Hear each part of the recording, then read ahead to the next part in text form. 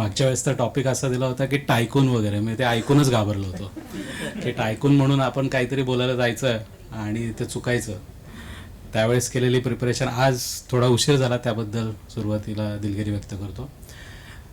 छत्रपती शिवाजी महाराजांना अभिवादन करतो. MEAचे अध्यक्ष अरुण निमन सर, आजचे मान्यवर वक्ते आणि आलेले सगळे MEAचे सभासद यांना नवीन वर्षाचं हार्दिक शुभेच्छा देतो. मी ॲक्च्युली ऑड मॅन आउट आहे. म्हणजे जेव्हा मला आप्पांनी सांगितलं की तुम्हाला बोलायचं आहे काहीतरी मोटिवेशनल स्पीकर वगैरे, तेव्हा मला जाणीव झाली ती डायरेक्ट जेव्हा मी कामाला लागलो त्यावेळेसची. तर तोही किस्साच होता. मी इंटरव्ह्यूसाठी गेलो त्यावेळेस it was a campus interview. म्हणजे 400 CA झाले होते त्यावेळेस, म्हणजे महाराष्ट्रात असतील.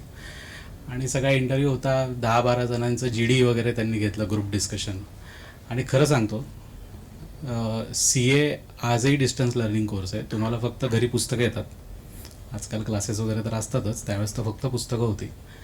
आणि मग डायरेक्ट त्या GDला जाऊन उभं राहायचं. आणि मग टॉपिक पण असले भारीतले इंग्लिशमधले दिले होते की मी लिटरली काहीच नाही बोललो. आणि जे काही 10-12 जणं होती त्यांच्यामध्ये इतक्या मारामाऱ्या झाल्या की कदाचित तिथलं HR ला वाटलं की अरे बाबा हा जरा शहाणा दिसतोय, म्हणून त्यांनी मला GDत सिलेक्ट केलं. म्हटलं आपण तरी कशाला सांगा, मला कुठे टॉपिक कळलं आहे म्हणून. मग इंटरव्ह्यूला गेलो. एक गोष्ट मला लहानपणीच माझ्या वडिलांनी सांगितली होती की if you want to promote your self, promote others. तुम्हाला जर स्वतःला मॅनेजर व्हायचं असेल किंवा मॅनेजरचा मॅनेजर व्हायचं असेल तर दुसऱ्याला मॅनेजर करायचं, म्हणजे त्याचा बॉस तुम्ही आपोआपच होता. त्याचाच थोडासा आधार घेऊन मी इंटरव्ह्यूमध्ये एक गंमत केली. माझा जो इंटरव्ह्यू घ्यायला आला होता त्याला विचारलं तुम्ही सिलेक्शन करणार आहे का माझं? ते म्हटलं हो, बऱ्यापैकी उत्तर वगैरे दिली आहे, CA आहे, आम्हाला पाहिजे. म्हटलं पण तुमच्या हाताखाली घेणार असाल तर करा सिलेक्शन माझं. कारण 400 लोकांचा इंटरव्ह्यू घ्यायला येणारा माणूस हा साध्या पदावर तर नक्कीच नसणार. मग त्याच्या हाताखाली घेणार म्हणजे आपण जरा निदान 1-2 तरी उड्या पुढे मारू. आणि समोर त्या माणसाने ते लक्षात ठेवलं. का तर अशी रिक्वेस्ट करणारा मला वाटतं त्यावेळेस कुणी नव्हता. आणि जवळजवळ त्यावेळेस 46 लोक वगैरे घेतली. आम्ही त्या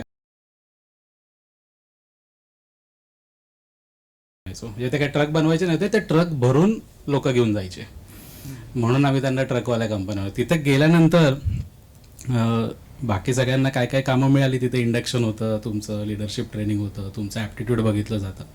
आणि मग लाख लोकांमध्ये एक काही हजार प्रोसेसेसमध्ये तुम्हाला कुठे ठेवायचं हे त्यांचं ते ठरवतात. आणि तसं मला त्यांनी कॉर्पोरेट प्लॅनिंगमध्ये घेतलं. तिथे गेल्यानंतर माझ्याबरोबर काम करणारा एकही माणूस CA नव्हता. म्हणजे CA असतीलच, पण IITN होते, IIMची लोकं होती. म्हणजे त्यावेळेस म्हणजे मी 2003-04 बद्दल बोलतोय.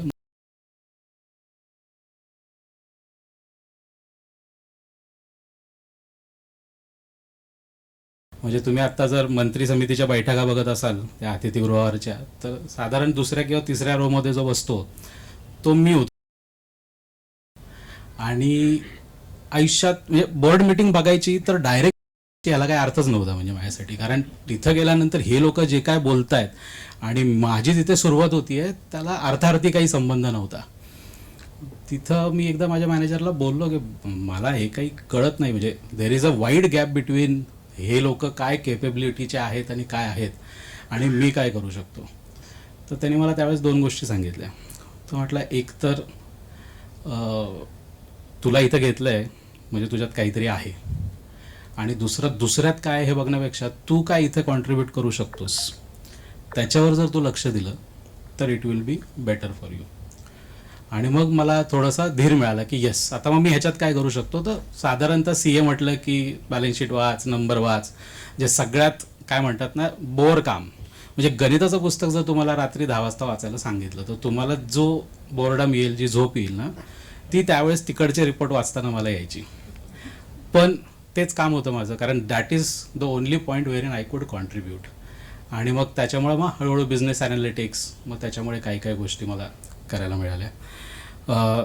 आपल्याकडे जे वक्ते मागच्या वेळेस येऊन गेले किंवा थोरवे साहेब असतील वगैरे, यांनी खरंच खूप मोठमोठ्या गोष्टी केलेल्या आहेत. आपल्या इथे बसलेल्या बहुतेक लोकांचं माझ्या वयापेक्षा जास्त कोट त्यांच्या बँक अकाउंटला असतील. सो प्लीज मला तुम्ही डायरेक्टली फेस व्हॅल्यूवर अजिबात घेऊ नका. Test my opinions basis your own knowledge, your own expertise.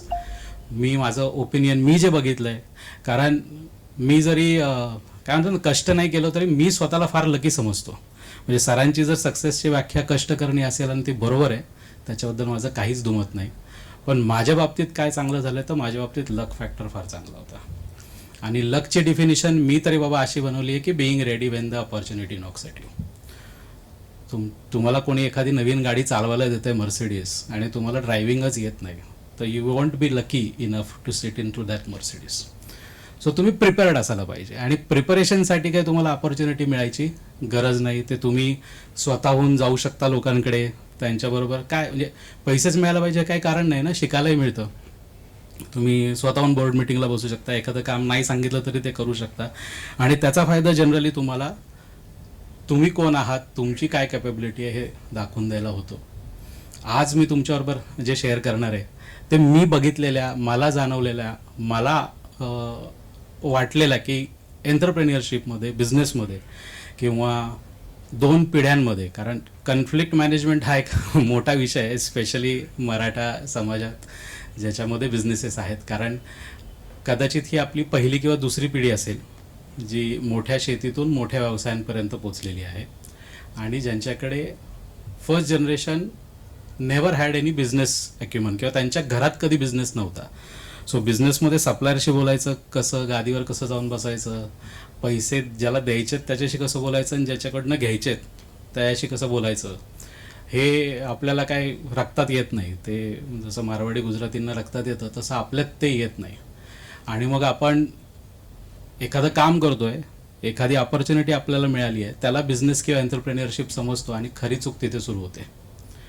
As a entrepreneur तुम्हाला ॲम्बिशियस असल्याशिवाय तुम्ही बिझनेसमध्ये उतरत नाही, कारण अदरवाईज तुम्ही नोकरी कराल. तुम्हाला रिस्क घ्यायची भयंकर आवड असते आणि तो ॲम्बिशन्स आणि रिस्क टेकिंग ॲबिलिटीला आपण डिफरन्शिएट करणं कधी कधी विसरून जातो. की जसं सरांकडे ॲबिलिटी होती की 180 दिवसात ते ब्रिज बांधू शकत होते, खूप लोकांना वाटतं की मी 6 महिन्यात बिझनेस मोठा करीन, तो होत नाही आणि मग तुम्ही वर्षभरात बिझनेसच्या बाहेर जाता. So taking risk versus ambition याचंही सांगड घालता कधी कधी आपल्याला येत नाही. आणि सगळ्यात महत्त्वाचं जे आपल्याकडनं राहतं ते म्हणजे डीलिंग विथ इनसेक्युरिटीज. म्हणजे जनरली कुठलाही बिझनेसमनला फार कमी गोष्टींची भीती वाटते की बाबा मी याला ॲडव्हान्स दिला आहे आणि पैसेच दिले नाही परत तर काय, मी तर याला सप्लायसाठी सांगितलं आहे आणि वेळेत सप्लायच केला नाही तर काय, असल्या गोष्टीची आपल्याला भीती वाटत नाही, कारण वी आर उपजत बिझनेसमन, आपल्याला ते चालतं. पण होतं असं की ह्या इन्सेक्युरिटीज आणि आपल्या कपॅबिलिटीजमध्ये कधी कधी तफावत असते. म्हणजे तुम्ही रिअल इस्टेटमध्ये आहात, तुम्हाला रिअल इस्टेटचा प्रोजेक्ट करता येतो, म्हणजे तुम्ही प्रत्येक रिअल इस्टेट प्रोजेक्ट करू शकताच असं नाही. तुम्हाला SRAचा प्रोजेक्ट जमणारच नाही, कारण SRAमध्ये कन्स्ट्रक्शनपेक्षा झोपडपट्टीवासियांना हटवणं हे स्किल सेट आहे. कन्स्ट्रक्शन जमतं आहे का 100%, पण म्हणून SRAचा प्रोजेक्ट करू शकाल का नाही, तर मॅथमॅटिक्स, एक्सेल, बॅलन्स शीट, P&Lच्या लँग्वेजमध्ये 100% प्रॉफिटेबल धंदा दिसेल, पण तो होणारच नाही जर तुम्हाला झोपडपट्टीच्या लोकांना त्यांच्या राहत्या घरातून 2 वर्षासाठी बाहेर काढण्याची काय म्हणतात आपण एक मानसिक ॲप्टिट्यूड नसेल तर ते जमत नाही. माझे खूप चांगले क्लायंट आहेत, खूप जुने आहेत, खूप मोठा बिझनेस आहे त्यांचा. आता सेकंड जनरेशन ऑलमोस्ट 10 वर्ष झाली त्यांची आली. 1000 कोटीचे ॲसेट्स असतील, साधारण 1000 कोटीचा टर्नओव्हर. एकदा मी असंच नवीन होतो, त्यांच्याकडे एक 100 कोटीचा प्रोजेक्ट घेऊन गेलो की हा नवीन प्रोजेक्ट आहे वगैरे. ते म्हटले धनंजय एक गोष्ट लक्षात ठेव, मी क्रेडिटचा धंदा करत नाही, मला लोकांकडे पैसे मागता येत नाही आणि माझेच पैसे त्यांच्याकडे मागणं ही काय कॅपॅबिलिटी माझ्यात नाही आहे. तो माझ्याकडे तू 10 कोटीचा धंदा आणि 100चा आणि 500चा आण, पण क्रेडिटवर माल द्यायला लागेल अशी गोष्ट करू नको. आणि त्यांनी मला खूप चांगलं शिकवलं की आपल्या कॅपॅबिलिटीज ओळखून आपल्याकडे येणाऱ्या अपॉर्च्युनिटीजमध्ये तुम्हाला काय काय ॲडजस्टमेंट करून धंदा करायला लागतो. जर तुमच्यात ॲबिलिटी नसेल तर क्रेडिट न देता 2% कॅश डिस्काउंट द्या, पैसे परत घ्या आणि धंदा सस्टेनेबल बनवा. रादर दॅन मला 100 रुपयाच्या ऐवजी 105 मिळतील पण 90 दिवसाचं क्रेडिट, पण तुमच्याकडे ती सिस्टीम, ती कॅपॅबिलिटी नाही की तुम्ही ते पैसे रिकवर करू शकाल. हे अनेक गोष्टीत आहे. म्हणजे लिकरमध्ये पण IMFL कंट्री लिकर आहे, इथं बऱ्याच लोकांना माहिती असेल म्हणून हे उदाहरण घेतोय मी. IMFL इज फाईन, तुम्हाला तुमचा ब्रँड असेल तर तुम्ही ते विकत घेता दुकानात जाऊन, पण कंट्री लिकर जर विकायची असेल तर तिथे काय नाही, फक्त चपटी संत्री नारंगी द्या असं सांगितलं की मिळते, पण त्या दुकानापर्यंत जायला तुम्हाला गव्हर्नमेंटचाच सपोर्ट लागतो. तिथं जोपर्यंत वरिष्ठ अधिकारी सांगत नाही हा मिनिमम माल ठेव बाबा, तोपर्यंत तो माल विकलाच जात नाही. मग तिथं खरंच कंट्री लिकर बनवणं हे कौशल्य आहे का? तर अजिबात नाही. तिथं त्या दुकानापर्यंत ते पोहोचवणं हे कौशल्य आहे.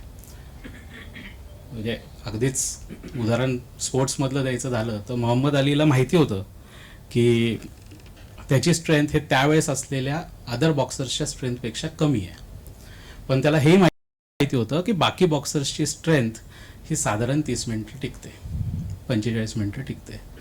सो मग मला काय करायचं आहे, तर माझी कॅपॅबिलिटी अशी पाहिजे की मी 45 मिनिटं तरी बुक्क्या खाऊन घेऊ शकतो.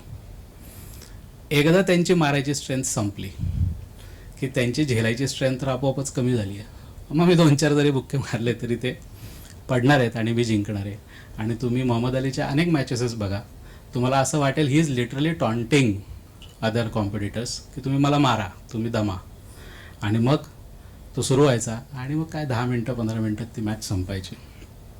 सो बिझनेस म्हणजे आपण नक्की काय करतोय, तर एक simple definition is best quality product at optimal cost at fastest delivery time. याच्या बाहेर काहीही नाही. क्वालिटी बेस्टच द्यायला लागते. नाही दिली तर 1-2 कामं मिळतील, तिसऱ्या कामाला you will be out. Cost ही त्या क्वालिटीसाठी ऑप्टिमल असायला लागते. चहासाठी जर तुम्ही 40 रुपये दिले असतील किंवा नरुलाजमध्ये कोणी गेला असेल हैदराबादला तर 400 रुपये दिले असेल तर तो एक्सपिरियन्स 400 रुपयाचा पाहिजे. किंवा 10 रुपयाची कटिंग असेल तर मग त्यानुसार तुमचा एक्सपिरियन्स तुम्हाला मिळेल. आणि फास्टेस्ट पाहिजे, म्हणजे 10 रुपयाचा चहा मिळायला पण जर 10 मिनटं गेली, किंवा फॉर दॅट मॅटर 400 रुपयाचा चहा मिळायला पण 5 स्टारमध्ये जर अर्धा तास गेला तर नोबडी विल लाईक इट. मग तुम्ही म्हणाल की धनंजय हे सगळं करायचं आहे, क्वालिटी पण बेस्ट द्यायची आहे, कॉस्ट पण ऑप्टिमल पाहिजे कारण मला कॉम्पिटिशनमध्ये राहायचं आहे, आणि सगळ्यात फास्ट तर मला डिलिव्हरी द्यायची, तर प्रॉफिट येतो कुठून? कारण बहुतेक लोकांची गल्लत तिथे होते की आपल्याला लक्षातच येत नाही की प्रॉफिट येतो कुठून. आपल्याला वाटतं मार्केटिंग केली की प्रॉफिट येतो, आपल्याला वाटतं की मी इनोव्हेटिव्ह प्रॉडक्ट दिलं की प्रॉफिट येतो, किंवा कधी कधी वाटतं की क्वांटिटी म्हणजे कोणी सांगितलं 5 नाही 50 ट्रक घ्यायच्यात एकदम विकत की मग प्रॉफिट येतो. तर असं नाही आहे. 3 टाईपचे बिझनेसेस असतात. एक असतं तुमचं स्टेपल बिझनेस, म्हणजे तुम्ही गहू विकताय, तांदूळ विकताय, सिमेंट विकताय, steel, which is like commodity, ज्याच्यामध्ये सगळेजण 1%, अर्धा टक्का, 2% मार्जिनवर खेळतात. तिथे तुम्हाला व्हॉल्यूमनी पैसे मिळतात, आणि तो व्हॉल्यूम अक्विजिशनसाठी तुम्हाला 1-2% जास्तीचा खर्च करता येत नाही, कारण अदरवाईज नुसता व्हॉल्यूम येईल पण तुम्ही लॉसेस कराल. दुसरा धंदा असतो व्हॅल्यूचा. तुम्ही JCB घेतला, आता मी कन्स्ट्रक्शनची उदाहरण देतो कारण बहुतेक लोकांना इथं लक्षात येतील. तर JCB काय करेल, फॉर एक्झाम्पल 30 लेबरचं 3 तासाचं काम तो स्वतःच एकटा 3 तासात किंवा 2 तासात संपवेल. मग यू डू नॉर्मल कॅल्क्युलेशन की एवढ्या लेबरला मला जर 30,000 लागत असतील तर JCBच्या त्या 3 तासाला मी 30,000 देऊ शकतो. मग तो JCB बनवायला वगैरे किती कॉस्ट लागली हे इमटेरियल आहे. माझे किती पैसे वाचत आहेत, त्याच्यापेक्षा कमी पैशात येत आहे ना, घ्या. आणि मग टेक्नॉलॉजी अशा पद्धतीने इंट्रोड करते आपल्या बिझनेसमध्ये. सो तुम्ही किती व्हॅल्यू ॲडिशन देत आहे.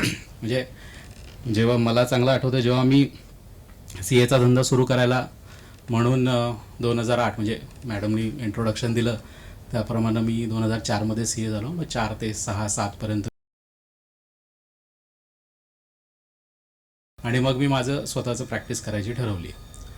प्रॅक्टिस सुरू केल्यानंतर मग पहिला ऑब्वियस विचार आला की मी जर उद्या आप्पांकडे गेलो आणि त्यांना म्हटलं मला ऑडिट द्या, तर ते काय मला इन्कम टॅक्सचं सेक्शन 56 सांग बाळा असा तर प्रश्न नाही विचारणार आहे, किंवा अकाउंटिंग स्टँडर्ड 12 काय म्हणतो जरा सांग असं तर प्रश्न येणार नाही. मग काय प्रश्न येईल की ज्याचं उत्तर मी जर दिलं तर मला ते कदाचित काम देतील. तर आमच्या लक्षात आलं ब्रेनस्टॉर्मिंगमध्ये की इंडस्ट्री एक्सपर्टीज असेल, म्हणजे मी जर थोरवे साहेबांशी त्यांच्या धंद्याच्या भाषेत बोलू शकलो की एक कॉन्क्रीट 1 किलोमीटर रस्ता आहे, यावर्षी आपल्याकडे 700 किलोमीटरची कामं आहेत, सो 5 कोटी प्रमाणे आपल्याला एवढे खर्च येणार आहे, त्याच्यात साधारण 12 लाख रुपये पर किलोमीटर प्रॉफिट EBITDA लेवलला राहील, मग असं तसं. तर मग त्यांना कळेल की बाबा ह्या माणसाला कळतं काय, किंवा बाबा 1 किलोमीटरमध्ये आपल्याला साधारण 2.5-2.25 टन स्टील लागणार आहे.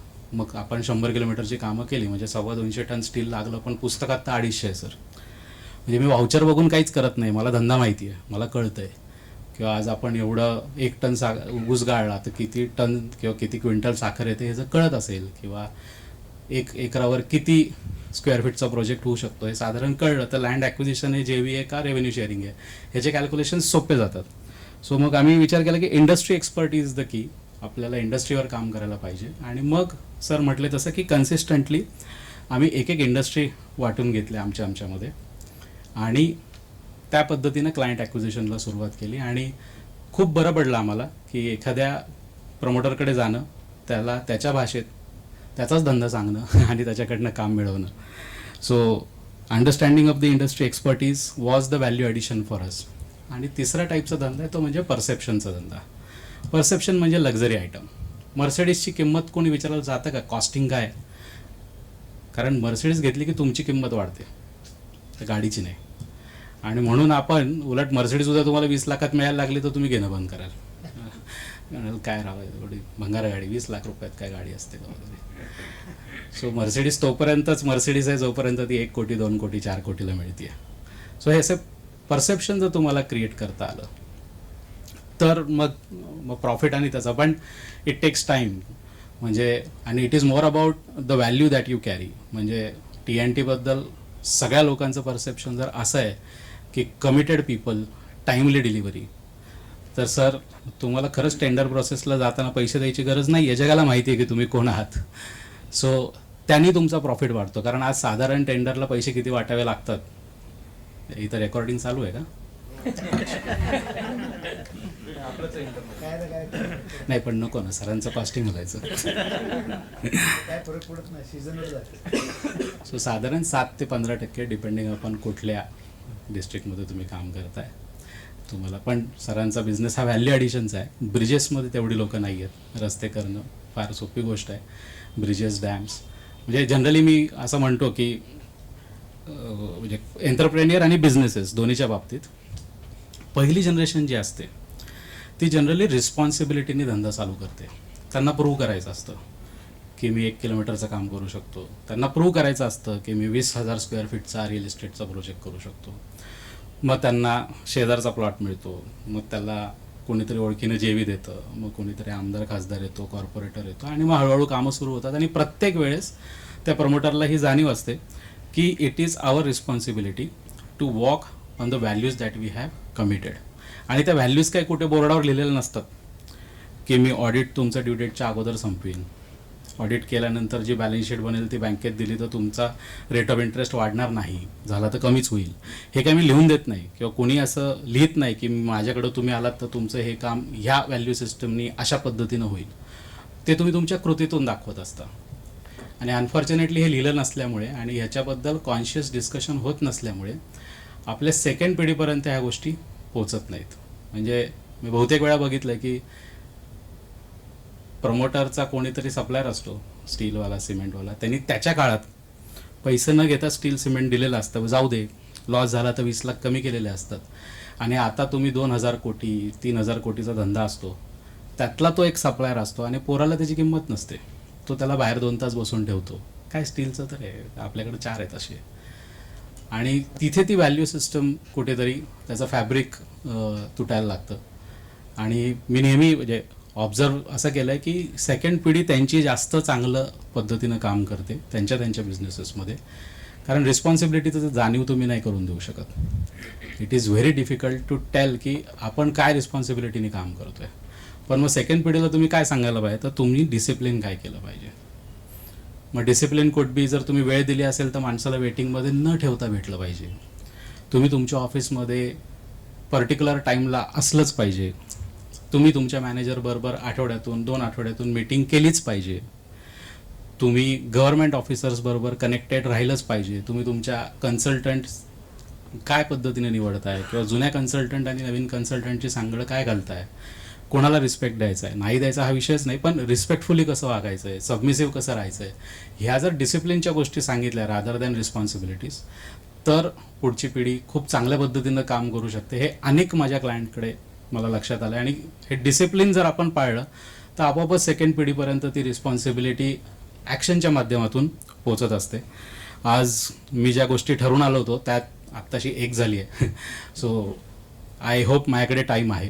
सो 5 गोष्टींबद्दल बोलणार आहे. पहिलं गोष्ट आहे डिसिप्लिन, त्याच्याबद्दल ऑलरेडी बोललो. पण मध्ये होतं, म्हणजे ॲक्च्युअल उदाहरणातून सांगायचं झालं तर मला काम दिलं होतं सोल्युशन डिझाईन इम्प्लिमेंटेशन. नाव फार भन्नाट आहे, पण ॲक्च्युअली काम असं आहे की जो क्लायंट तुमच्याकडे येईल त्याच्याकडनं पैसे कसे काढायचे. म्हणजे एक म्युच्युअल फंड कंपनी आहे, इन्शुरन्स कंपनी आहे, बँक आहे, किंवा कुठली ऑटोमोबाईल कंपनी, आणि त्याला काहीतरी काम करून द्यायचं आहे, सॉफ्टवेअर द्यायचं आहे, प्रोसेस करून द्यायचे वगैरे. तर काय काय गोष्टी आपण आपल्याकडे घेऊ शकतो, त्याला कसं ऑटोमेट करू शकतो, त्याला काय पद्धतीनं आपण सॉफ्टवेअरमध्ये टाकून माणसाची इन्व्हॉल्वमेंट कमीत कमी करून प्रॉफिटमध्ये कन्वर्ट करू शकतो. कारण त्याची कॉस्ट फिक्स आहे. त्याला 500 इन्व्हॉइसेस पंच करायला जर 500 रुपये खर्च येतो, तर तो काय मला 550 रुपये ते काम करायला देणार नाही आहे. तो मला कदाचित 400 देईल, 450 देईल, किंवा जास्तीत जास्त 500 देईल. त्याला तिथे एक माणूस बसवायला, त्याला चहा प्या, पाजा, त्याला दर दिवाळीला बोनस द्या वगैरे, हे विषय संपतील म्हणून. सो त्यावेळेस म्हणजे दिस इज 2005 वगैरे हे नुकतेच आले होते. आणि तो जो धंदा आहे तो FTE म्हणजे फुल टाईम इक्विव्हॅलंट, म्हणजे एक माणसाचं म्हणजे पर माणसी तुम्ही किती बिलिंग करणार आहे आणि त्याच्यावर तुम्ही किती मार्जिन तुमच्या कामाचं आहे, ह्या भाषेत चालायचं. सो आय थिंक त्यावेळेसचं ते काम होतं $220 मिलियन वगैरेचं. आणि आम्ही सगळं खूप 3 महिने कष्ट घेत होतो. इन्शुरन्स कंपनी होती की किती काम करणार, कसं करणार. आणि आमचं स्टँडर्ड आहे की 25% ग्रॉस मार्जिनच्या खाली काम करायचं नाही. सगळं झालं, आता आम्हाला काम मिळणार. त्यावेळेस असं त्यांच्या बाजूने आलं की offering is 19% margin on the cost. आता आम्हाला प्रेशर आजही असं करतं की पुढच्या क्वार्टरला आम्ही किती रेव्हेन्यू करणार आहे किंवा पुढच्या वर्षी काय करणार आहे आजच सांगतो. सो आम्ही हे पार अगदी छाटी ठोक आमचं, कारण बोनस बिनस सगळा विषय होता, ते आम्ही सगळं सांगून ठेवलं होतं. येस, हा क्लायंट येणार आहे, असं आहे तसं आहे. मग परत एकदा मीटिंग करायची वेळ आली की बाबा ते असं असं म्हणतात 19% पर्यंत विषय गेला. 25% खाली यायचं असेल ते it is matter of principle आणि value. You have to meet. बरोबर मीटिंग केली. मागे कोपऱ्यात बघून बसत होतो. त्यांनी शांतपणे 1.5 तास आम्ही काय काय केलं, कशा पद्धतीने क्लायंट अक्वायर केला, हा क्लायंट आल्यानंतर आपले एक्झिस्टिंग बेंचवरचे रिसोर्सेस किती वापरले जातील, सगळं सांगितलं. त्यांनी शांतपणे ऐकून घेतलं, आम्हाला ॲप्रिशिएट केलं, वा वा तुम्ही 3-4 जणांनी मिळून खूप छान काम केलं वगैरे. आणि नंतर ते म्हटले की ते 25% काही कमी होणार नाही, कारण मी माझ्या स्टेक होल्डर्सला, माझ्या एम्प्लॉईजला, माझ्या मॅनेजर्सला आणि बाकी टीमला काही गॅरंटीज दिल्यात in terms of money, in terms of cash flow. त्याच्यात हे काय बसत नाही. त्यावेळेस म्हटले sir please consider, you will B losing a good contract, आणि अशा इन्शुरन्स कंपन्या खूप आहेत वगैरे. तर खूप म्हणजे अगदी विनवण्या केल्यानंतर ते म्हटले 1% यू विल रिड्यूस, 24% आपण करू. आय वॉज लिटरली डिवास्टेटेड की अरे 3 महिन्याचं काम वाया गेलं 4-5 लोकांचं. म्हणजे त्यावेळेसची त्या 4-5 लोकांची 3 महिन्याची कॉस्ट साधारण 2-2.5 कोटीच्या घरात असेल, ती लिटरली वाया जाते आहे. आणि हा माणूस म्हणतो 1% चालायला, माहिती आहे ना 19% देत आहे, तर 24ला तुमच्याकडे काय येतील ते. पण हा त्यांचा डिसिप्लिन आहे. म्हणजे तुम्ही आज बॅलन्स शीट सिन्स इन्सेप्शन काढून बघा, ग्रॉस प्रॉफिट हा साधारण 23 ते 29% मध्ये आहे. आणि हे वरचे जे 3-4% आहेत हे फक्त आणि फक्त फॉरेन एक्सचेंजचा गेन लॉस आहे. डॉलरमध्ये बिलिंग होतं, कधी चुकून कमी आले ठरवल्यापेक्षा तर तो 1-2% लॉस आहे किंवा 1-2% प्रॉफिट आहे. हे डिसिप्लिन का पाळायला लागतो, कारण रिस्पॉन्सिबिलिटीनी धंदा करणारी लोक जेव्हा फक्त लिडरशिप लेवलला जातात आणि मॅनेजरियल लोक, एक्झिक्युटिव्ह लोक जेव्हा धंदा करायला येतात, त्यावेळेस त्यांना माहीत नसतं की आपला धंदा काय फाउंडेशनवर उभा आहे, काय केल्यामुळे हा धंदा 0 रुपयाचा 1000 कोटीचा झालेला आहे. आणि मग त्यांना तुम्हाला हे सगळं समजून सांगता येत नसतं, तुम्हाला ते डिसिप्लिन लावून द्यायला लागतं. म्हणजे मी परवाच अप्पांशी बोलत होतो, माझे एक कस्टमर आहेत, कोको कोला त्यांचा क्लायंट आहे. ते काही गोष्टी त्यांना पुरवतात. अख्ख्या महाराष्ट्रात त्यांचे 7 कस्टमर आहेत. कोको कोलानी च्या मॅनेजरला आम्ही प्रपोज केलं की हा अजून एक क्लायंट आहे, 8वा तुम्ही वेंडर अप्रूव्ह करून घ्या. तो पण बिचारा येस मॅनेजर म्हणून तो वरती गेला विला. 2 महिन्यांनी त्यांनी सांगितलं की सर ते आम्हाला सांगितलं की एक्झिस्टिंग 7मध्ये काय प्रॉब्लेम आहे का, तुम्हाला त्यांच्याकडनं ह्या वर्षात काय कमी ती कमॉडिटी मिळणार आहे असं वाटतंय का. ते जर होणार नसेल तर 8वा घ्या, पण मग ह्या 7 पैकी जो नीट काम करत नाही त्याला काढा. म्हणजे आपल्याकडे असं आहे की कोणी भेटायला आलं की सर जरा बघा काम द्या, ओळखीचं आहे, मामाचा मुलगा आहे, मावशीचा भाचा आहे, जे काय असेल ते, की आपण काहीतरी एक छोटंसं काम त्याला देऊन टाकतो, मग तो त्याचं काम सुरू करतो. ह्या कंपन्या अशा आहेत की ज्या जगभर काम करतात. त्यांचा प्रमोटर कुठेतरी US मध्ये UK मध्ये बसलेला आहे, पण दे आर अश्युअर्ड की माझ्याकडे जर वेंडर नेमला जाईल तर त्याची हे 21 पॉईंटची प्रोसेस आहे, ती जोपर्यंत टिक होत नाही तोपर्यंत तो वेंडर ऑनबोर्ड होणार नाही आहे. आणि अशी 10 लोकांची जरी टिक झाली ती प्रोसेस 21 पॉईंटची, तरी आम्ही 7च्या वर घेणार नाही. आणि असं त्यांचं कमॉडिटी वाईज फिक्स्ड आहे. एवढ्या डिसिप्लिन लेवलला गेल्यानंतर, सिस्टीम प्रोसेस लेवलला गेल्यानंतर तुम्हाला तो धंदा स्केलेबल करणं सोपं असतं, कारण तुम्हाला दररोज उठून सांगायचं नाही आहे. म्हणजे जर सेल्स ऑफिसमध्ये रिअल इस्टेटला प्रत्येक सेल्स ऑफिसरला माहिती असेल की आपले साहेब रेट 5,500च्या खाली 1 रुपया करणार नाही आहेत, सांगायचं आहे 500-600, करायचं आहे 550, ह्याच्यापेक्षा वेगळं काही होत नाही, तर तुम्हाला अडचणच येत नाही. सगळा सेल्स हा तिथेच सेल्स ऑफिसला होतो. पण जर प्रत्येक ह्याला 25 रुपये कमी करायला जर प्रमोटरला भेटायला लागतं, तर रिअल इस्टेटमध्ये सगळ्यात महत्त्वाची काय गंमत आहे, माणूस भेटला की पैसे कमी होतात. कारण तुम्ही भेटायला आलात, त्याला फ्लॅट घ्यायचं आहे, तुम्ही पैसे थोडे ना वाढवणार आहे. म्हणजे एक तर त्यांनी सेल्सवाल्याचा वेळ घेतला, त्याने तुमच्या डायरेक्टर किंवा VP ज्याचा आहे तो वेळ घेतला, वर तो प्रमोटरला भेटला, या सगळ्यांचा वेळ घेऊन त्यांनी काय केलं तर व्हॅल्यू कमी करून घेतली. सो शक्यतो तुम्ही नाही भेटलं तर तुम्हाला चांगले पैसे मिळतात रिअल इस्टेटमध्ये, ही खरी गोष्ट आहे. So discipline is one thing. आत्ता प्रश्नामध्ये एक प्रश्न होता की टेक्नॉलॉजीचा काय रोल आहे. एक मागच्या महिन्यामध्ये एक मी ऑनलाईन व्हिडिओ बघितला, त्याच्यामध्ये सगळ्या AI कंपन्या ज्या आहेत, म्हणजे ओपन AI किंवा डीपसीक, जे काही जेमिनाई वगैरे, यांचे 6-7 CEOs बसले होते आणि त्यांचं डिस्कशन झालं होतं AIवर.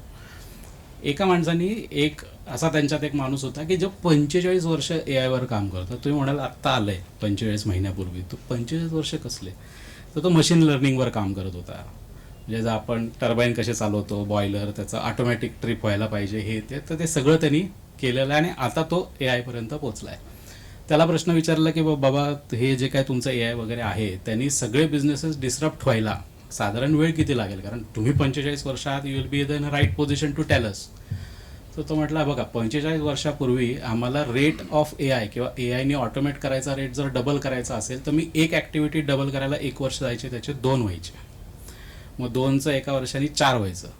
आता आम्ही ऑलरेडी 2 लाखाला पोचले, पुढच्या वर्षात त्याचे 4 लाख होणार आहेत. असं जर एक्झाम्पल असेल तर जे 45 वर्षात झालं ते कदाचित पुढच्या 4-5 वर्षात होईल. म्हटलं सर हे फारच मोगम उत्तर झालं. We are in a big dash, आपल्यासमोर सगळे इंटरनॅशनल व्ह्युअर्स बसलेत, टेलस प्रिसाइजली 5 वर्ष का 6 वर्ष. तो म्हटला 3 वर्ष. म्हटलं सर आत्ता तर तुम्ही 5 ते 6 म्हटलं. हा वेळ गेला. एवढं AI is intruding in our businesses. So without technology, without artificial intelligence and without investment into innovation धंदा करणं फार अवघड आहे. आज मला उशीर झाला याचं कारण असं आहे की एकतर आमच्या बिझनेसमध्ये आम्ही कॅलेंडर इयर पाळतो, की साधारण जानेवारी महिन्यात कळतं की बजेट काय. प्रत्येकाच्या धंद्यात जसे बजेट असतात तसं आमच्याकडे रिसोर्स बजेट असतं, कारण everything is related to time in a chartered accountancy business. आणि आज आमच्याकडे मारामारी होती, कारण आमच्याकडे असं असतं की 7 माझ्याकडे CA आहेत, त्यांना क्लायंट्स दिले जातात. मग त्या क्लायंटचं किती व्हॉल्यूम तुमच्याकडे कामाचं आहे काय, त्यानुसार तुम्हाला किती रिसोर्सेस पाहिजे, आणि मग आहे ते 40 रिसोर्सेस मागा. म्हणजे ऑप्शनच होतं आमच्याकडे लिटरली. आणि आज मग मारामारी असते की नाही धनंजय माझ्याच टीममध्ये पाहिजे, मला हे मला ते, नाही तो अजिंक्य तिकडे जातो, मग त्याला बारामतीवरून इथं येणं शक्य नाही, हा पण क्लायंट त्याला होणार नाही वगैरे. हे सगळं चाललं होतं, त्याच्यामुळे वेळ गेला. पण त्याच्यामध्ये इट बिकम्स सो, काय म्हणतात ना की रिस्पॉन्सिबिलिटी किंवा डिसिप्लिन कसं द्यायचं. मी माझ्याच ऑर्गनायझेशनमध्ये मिनी CA फॉर्म्स तयार करून ठेवल्यात 7. प्रत्येकाला 7-7, 8-8, 11-11, 12-12 क्लायंट आहेत. त्याचं सगळं बघायची जबाबदारी तुझी, हे तुझं बजेट त्यालाच माहिती आहे. त्याला फक्त सही नाही करायची, सही कदाचित मी किंवा माझे पार्टनर्स करत असतील, पण मला प्रत्येक क्लायंटकडं CA म्हणून किंवा त्याचं सगळं माझ्याकडे असं म्हणून बघावं लागत नाही. ती जे काय 4-5 लोकांची टीम आहे ती त्या क्लायंटकडे हा माझा क्लायंट आहे म्हणून बघते.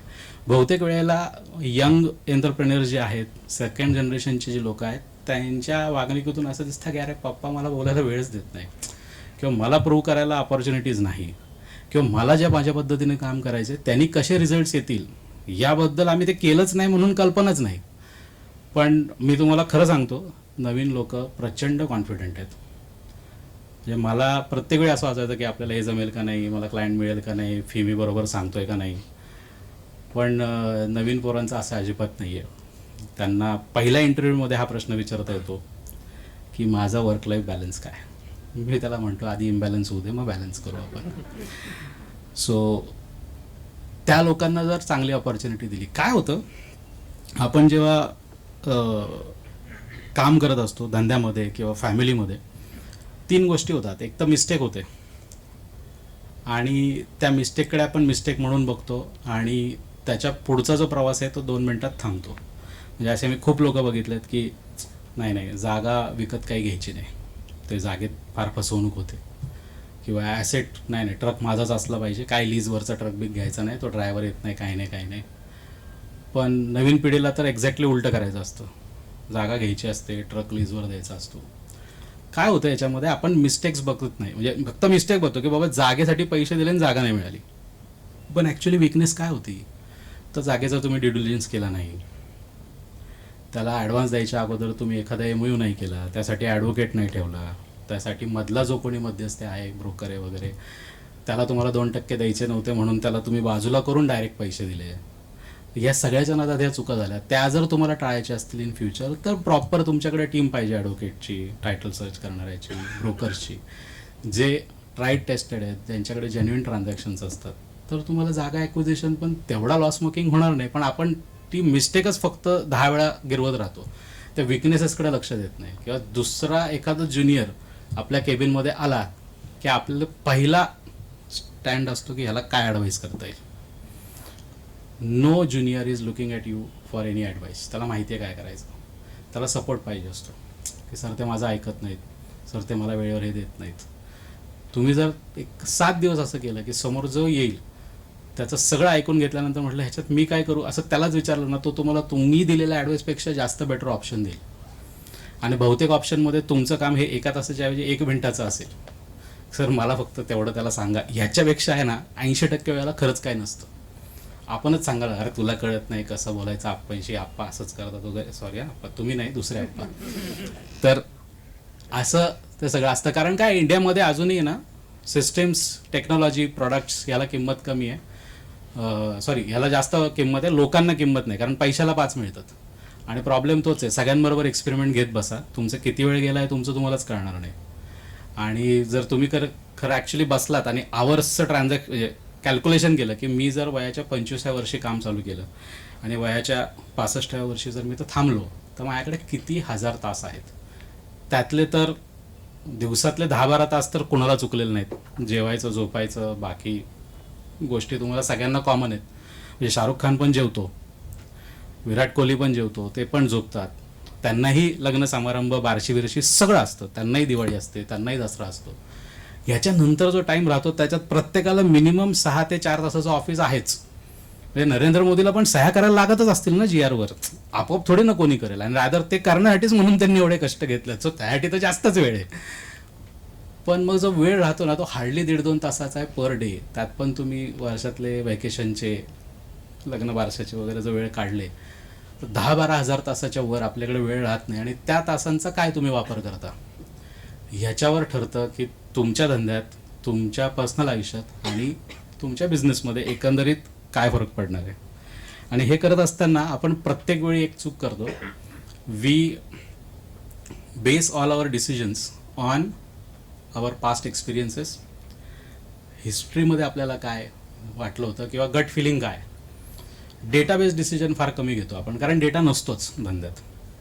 म्हणजे ABC आहेत, त्यांना कामं द्यायची आहेत. हा मग E कोण आहे, हा शितोडे, हां देऊन टाक त्याला 5 कोटीचं. B कोण, B असं दे त्याला 3 कोटी. हा नवीन याला 2. पण तुम्ही बघितलं का की गेल्या 2 वर्षात, 3 वर्षात, 10 वर्षात टाईमली डिलिव्हरी नक्की कुणाची चांगली आहे. कमीत कमी रेटनी किती माल किती लोकांनी दिलेला आहे. किंवा GSTचे जे काय त्यांनी क्रेडिट बिडिट घेतलेलं आहे ते आपल्या बॅलन्स शीटला वगैरे व्यवस्थित रिटर्न भरणारा, सगळे कंप्लायन्स करणारा कोण माणूस आहे. त्यामुळे हा विचार काही न करता आपण आर्बिट्ररीली ठरवतो की ABC पैकी कुणाला द्यायचं किंवा प्रमोशन कुणाला द्यायचं किंवा काय. जर जोपर्यंत तुम्ही धंदा हा इन्फॉर्मेशन बेस्ड करत नाही, तुमच्या धंद्यात डेटा गोळा करत नाही, तोपर्यंत डिसिजनचा आउटकम हा पण तुमच्या हातात नसणार, कारण तो तेवढा इन्फॉर्म नाहीच आहे. जे सचिन तेंडुलकर 24 वर्ष खेळू शकला क्रिकेट, आणि काही लोक 2-4 वर्षात क्रिकेटच्या बाहेर पडली गेली, कारण सचिन तेंडुलकरने त्याची स्टाईल दर 4 वर्षाला बदलली, आणि बाकी लोक त्याच स्टाईलनी जेवढं चालेल तेवढं खेळले. आणि ज्या दिवशी बाकीच्यांना कळलं की अरे याची बॉलिंग अशी आहे, याची बॅटिंग अशी आहे, त्यांचा तो इफेक्टिव्हनेस कमी झाला आणि ते बाहेर झाले. सचिन तेंडुलकरचं तसं नव्हतं. 12 वर्ष क्रिकेट खेळल्यानंतर त्याने पॅडल स्वीप फक्त शेन वॉर्नसाठी शिकला, किंवा फक्त ऑस्ट्रेलियन लोकांसाठी त्यांनी तो काय लॉफ्टेड शॉट असतो ना, असं बॅट खाली धरायचे आणि तो मागे जातो, असे शॉट शिकला तो, आणि म्हणून तो कंटिन्यूड राहू शकला त्याच्या प्रोफेशनमध्ये. So first is discipline, second is तुमचं technology research, information based decision making, processes आणि सिस्टम्स. आमचं बेसिक कामच येतं. काही झालं की पहिल्यांदा हे विचारतो की तुमच्याकडे कसली सिस्टम आहे, ERP आहे, स्टॉक कुठे असतो, इन्व्हेंटरी कशी मॅनेज करता, प्रोडक्शन कॉस्ट कशी कळते, वगैरे वगैरे. बहुतेक लोकांना असं वाटतं की हे ERP हे सगळं आपण मोठे झाले की घेऊ. ॲक्च्युली मोठं झाल्यानंतर तुम्हाला काहीच करता येत नाही, कारण मोठं झाल्यानंतर इतक्या गोष्टी ऑलरेडी मोठ्या लेवलला झालेल्या असतात की त्या आता बदलायच्या, एक्झिस्टिंग सिस्टीममधून चांगल्या सिस्टीममध्ये यायचं.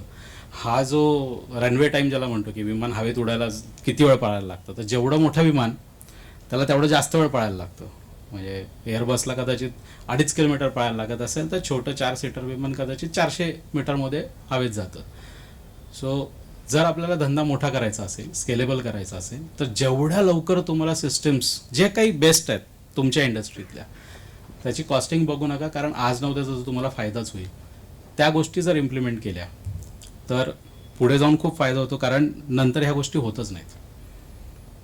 आणि तोपर्यंत काळ एवढा बदललेला असतो की it becomes literally very difficult to adopt those system and go ahead with such changes. कारण तुमच्याकडे लोक पण तोपर्यंत असे आलेले असतात ज्यांना विदाऊट सिस्टीम काम करायची सवय. मी खूप PO काढलाय का, हा काढलाय, मटेरियल काल आलंय, PO आज काढली आहे, किंवा मटेरियल आलंय, GRN झालंय, सगळं झालंय, पण PO ना हा 3 लोकांकडनं घ्यायची असताना हा त्याचा आलंय, अजून 2 लोकांची जी सिस्टीममध्ये टाकायला घ्यायची आहे ती अजून आलेली नाही. हा म्हटलंय काय चाललंय. तुम्हाला रेट आयडेंटिफाय करायचा आहे मार्केटमधला, आणि आज तुम्ही तुमच्या एक्झिस्टिंग माणसाकडनं का तर बाबा सिस्टीममध्ये 3 रेट टाकायला लागतात म्हणून करताय. So this will not take you far in the business. कारण तुमच्यावर डिपेंड, जेव्हा आम्ही म्हणतो की PO 3 तरी पाहिजेत, तर का बाबा 3 निदान वेंडर कोण आहेत मार्केटमध्ये सिमिलर सप्लाय करणारे, ते बघा, ते काय रेट ऑफर करतायत. ठीक आहे, तुमच्या माणसाचा रेट चांगला आहे का, आता तो टाइमली डिलिव्हरी देतोय, पण दुसरे लोक देत नाहीत हे अझम्पशन कुठून आलं, किंवा दुसऱ्यांची क्वालिटी खराब आहे हे अझम्पशन कुठून आलं. तर ह्या सगळ्या गोष्टी जोपर्यंत तुम्ही टेस्ट करणार नाही तोपर्यंत तुमची डिपेंडन्सी कमी होणार नाही वेंडर किंवा कस्टमरवरची, आणि मग तुम्हाला धंद्यात सक्सेस करणं फार अवघड आहे. कारण शेवटी तुमच्याबद्दल मार्केटमध्ये लोक काय बोलत आहेत हे फार महत्त्वाचं असतं. आणि म्हणजे मी शेवट करतो यांनी, कारण मराठा एंटरप्रेन्युअर्सच्या आपण कार्यक्रमात आहोत, आणि मराठा एंटरप्रेन्युअरच्या बाबतीत मी हा चॅलेंज फार नीट आणि जवळून बघितला आहे. थोडाफार तो मी पण सहन करतो आहे, पण ॲटलिस्ट अवेअरनेस आहे की आपल्याला ना आपल्या धंद्यात राईट लोकच नाही आहेत. म्हणजे बहुतेक ठिकाणी 1000 कोटी, 2000 कोटी, 500 कोटीचा टर्नओव्हर करणारे मालक आहेत, आणि त्यांना बॅलन्स शीट विचारलं की डायरेक्ट अकाउंटंट, मध्ये आधी कोणी नाही. डायरेक्ट तो इंजिनियर साईटवरचा, मध्ये आधी कोणी नाही. आणि त्याच्यामुळे होतं काय, तुमच्या जर ऑफिसमध्ये तुमच्या धंद्यात राईट लोक नसतील तर तुमचा 24 तासापैकी 25 तास हे दररोज इमर्जन्सी मॅनेजमेंटमध्ये जातात. जनरली हायरार्की अशी असते धंद्यामध्ये 5 लेवलला. पहिला असतो एक्झिक्युटिव्ह जो ॲक्च्युली काम करतो, त्याच्यावर असतो टीम लीडर, तो फक्त त्याचे कॉर्डिनेशन बघतो की बाबा हा नळ ठीक करायला आला आहे तर त्याच्यानंतर टाईल लावणारा आला आहे का, किंवा नळ लावायला आला आहे पण टाकीत पाणीच नाही, टेस्ट काय करणार बरोबर लागला आहे का नाही. सो असली कामं करणारा असतो टीम लीडर. त्याच्यावर असतो मॅनेजर. मॅनेजर हा जनरली क्लायंटचे एक्सपेक्टेशन्स आणि तुमची टीम ह्याच्यातली सांगड घालत असतो. नेहमी मॅनेजरला कुठली गोष्ट ही क्लायंटला कुठली गोष्ट ही कालच पाहिजे असते. मॅनेजर त्याला समजून सांगत असतो की सर ते काल केली तर कसा प्रॉब्लेम झाला असता, आपण आज का करतोय, जेणेकरून तुमच्या ऑपरेशन्स टीमवर प्रेशर येत नाही. चौथे असतात लीडर्स. हे जे लीडर्स असतात ना ते तुमच्या सगळ्या ऑर्गनायझेशनला पळवत असतात. आणि जर आपल्यापैकी बसलेल्या लोकांना असं वाटत असेल की फक्त पैशाने लोक काम करतात, तर मी स्टॅम्प पेपरवर लिहून देतो, लोक पैशासाठी काम करत नाहीत. नाही तर लोकांनी जितोसाठी काम केलं नसतं, लोकांनी MEAसाठी वेळ दिला नसता. आज अरुणप्पा एवढा वेळ देत आहेत, मॅडम आहेत, खूप लोक आहेत स्पोर्ट्स कमिटी. का वेळ देत आहेत? का तर कम्युनिटी आणि त्याच्यातून मिळणारं सॅटिस्फॅक्शन हा एक फार मोठा विषय आहे. सो तसंच कुठलाही बिझनेसमन, आपण बिझनेसमन का झालो? कारण आपल्या डोळ्यासमोर काहीतरी गोल आहे, धंदा 1000 कोटीचा करायचा आहे, 2चा करायचा आहे, 10चा करायचा आहे, किंवा काहीतरी नाव करायचं आहे, माझे एवढे आउटलेट्स पाहिजेत, माझा एवढा व्हॉल्यूम पाहिजे. खरा लीडर तो असतो की जो स्वप्न बघतो आणि मग अशी लोक शोधतो की ज्यांना ती स्वप्न त्यांची स्वतःची वाटायला लागतात, तरच ते काम होतं. आणि जेवढे धंदे प्रॉब्लेममध्ये आलेत एका लेवलला गेल्यानंतर, मग तो अगदी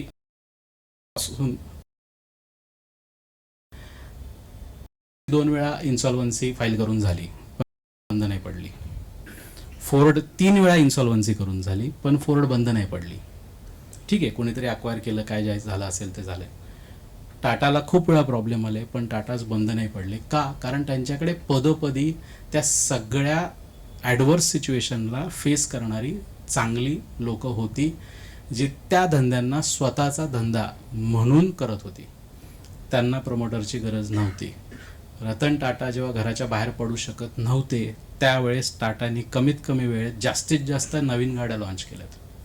त्यावेळेस त्यांचा जास्तीत जास्त व्हॉल्यूम झालेला आहे. सो प्रमोटर खरंच ऑफिसमध्ये यायला पाहिजे का? तर गरज नाही. मग तुम्ही म्हणाल की राईट पीपल आणू कुठून? It's a journey and that's the only painful journey. कारण बाकी सगळ्या गोष्टी पैसे फेकून मिळतील. चांगली लोकं ही तुम्हाला तुमच्या व्हॅल्यू सिस्टीमवर, तुमच्या ॲक्युमेंट टू वर्क विथ अदर्स, आणि त्यांना तुम्हाला जो सपोर्ट पाहिजे. कारण खूप लोक आहेत ना टॅलेंटेड आहेत, त्यांना सपोर्ट नाही आहे. म्हणजे आज CA खूप असतील, माझ्यापेक्षा हुशार असतील, पण त्यांची कदाचित मोठ्या बिझनेसेसची ओळख नसेल किंवा बैठक नसेल, आणि म्हणून त्यांच्याकडे ते काम नाही आहे. ते चुकून डायरेक्ट जाऊन बसले तर माझं स्टॅट्युटरी ऑडिट बंद, त्याला मिळेल. पण इतकं सोपं नाही. माझ्याकडे सिस्टीम आहे, मी 4 टेक्नॉलॉजी अपॉइंट करून ठेवल्या आहेत, 8 लोक जातात, त्याला फोन केले की 2 लेअरनी मी येतो. सो तो सेटअप पाहिजे. नुसतंच मी आहे, माझ्याकडे लोक नाहीत असं होऊन होत नाही. नुसतं टॅलेंटनी होत नाही. नुसतं तुम्हाला एखाद्या गोष्टीची पूर्णपणे कल्पना आहे म्हणून त्या गोष्टी होत नाहीत. तुम्हाला राईट लोक, राईट प्लेस पाहिजे असतात. जेव्हा तुमच्याकडे 40-50 लोक असतात तेव्हा तुम्हाला HR पाहिजे असतोच. जेव्हा तुमच्याकडे लोन 50-100 कोटीचे होतात तुम्हाला CFA पाहिजे असतोच. तुम्ही हे बोलण्यात की माझे सगळे बँकर मी हँडल करतो, काहीही कौतुक नाही. आणि हे मी माझा धंदा वाढवा म्हणून म्हणत नाही आहे, ही फॅक्ट आहे. कारण बँकरला तुम्हाला पैसे गरज असताना तुम्ही भेटता, त्यावेळेस तुम्ही त्याला तुमच्या धंद्याविषयी सगळं सांगता, तुम्ही तुमची हिस्ट्री दाखवता आणि पैसे मिळवता. हे तुम्ही 100, 200, 300 कोटीपर्यंत नक्की करू शकता. पण जेव्हा तुम्हाला 500, 1000, 5000 कोटी पाहिजे असतात त्यावेळेस असं होतं की तुम्ही रोज भेटत नसतात, त्याला सगळं माहीत नसतं, किंवा अशा माणसापर्यंत ते प्रपोजल जातं त्याला माहीतच नसतं. 2000 कोटी म्हणजे एक किस्सा आहे. आम्ही चेअरमनसमोर बसलो होतो काही कामासाठी. एक माणूस आला, त्यांचा GM क्रेडिट बिल्ड असेल, घरात चेक होता, त्यांनी MDला दिला. MDने तो बघितला, ठीक आहे म्हटले, कर दो. आम्ही चहा पितो. म्हटलं सर हे तुम्ही तर, आम्ही 6 महिने झाले इथं सँक्शनसाठी 100 कोटीच्या थांबलो आहे, तुम्ही लगेच करत होतो. म्हटलं माहिती आहे का कुणाचा चेक? म्हटलं काय? पर्सनल अकाउंटचा चेक दिला होता 2000 कोटीचा गॅरंटी म्हणून, आणि त्याच्या बदल्यात त्याला एक 10 दिवसासाठी ओडी पाहिजे होता. म्हटलं बरोबर आहे सर. तोच चेक मी 2000 कोटी लिहून सही पण करू शकलो असतो पण त्या 2000 कोटीला आणि सहीला ती किंमत नाही. ती किंमत आणण्यासाठी तुम्हाला ती सगळे सिस्टीम, प्रोसेसेस, ती लोक, ह्या सगळ्या गोष्टी करायला लागतात. सो आज घरी गेल्यानंतर तुमच्या धंद्यामध्ये किमान 20 लोक, किंवा तुमच्या जे काय ओव्हरऑल स्ट्रेंथ आहे त्याच्या किमान 20% ही लोक राईटच असली पाहिजेत. 80% लोक ही बिनकामाची आहेत, त्यांना पाट्याच टाकायच्यात. ते तुमच्याकडे फक्त माझा पगार 5000चा 6000 होतोपर्यंत, किंवा 60,000चा 70,000 होतोपर्यंतच आहेत, आणि हे मीही मान्य करतो, ते असणारच आहेत. पण तुमच्याकडं 10 ते 20% लोक अशी असलीच पाहिजेत की जे फक्त पगारासाठी नाही, पण तुम्ही जी स्वप्न तुमच्या धंद्याबद्दल बघताय, तुम्ही जे टार्गेट्स तुमच्या धंद्यासाठी ठेवले तेच अचीव करण्यासाठी तुमच्याबरोबर काम करतात. आणि मग ह्यांना सपोर्ट करणं आउट ऑफ द वे जाऊन, त्यांना नर्चर करणं, त्यांच्या करिअर ग्रोथची काळजी घेणं. कारण आम्ही आय टी कंपनीमध्ये होतो, मला त्यावेळेस 12,000 मॅनेजर होते आणि एक प्रोजेक्ट होता, त्याचं नाव विसरलो मी आता, पण आम्हाला लेबर टर्नओव्हर कमी करायचा होता. सो ऑब्वियस प्रश्न असा होता की पुढच्या वर्षी किती वाढ द्यायची लोकांना. तर 2006ची गोष्ट आहे. सो त्यावेळेस असं होतं की 12% द्यायला लागेल ॲव्हरेज, 15% ॲव्हरेज वगैरे.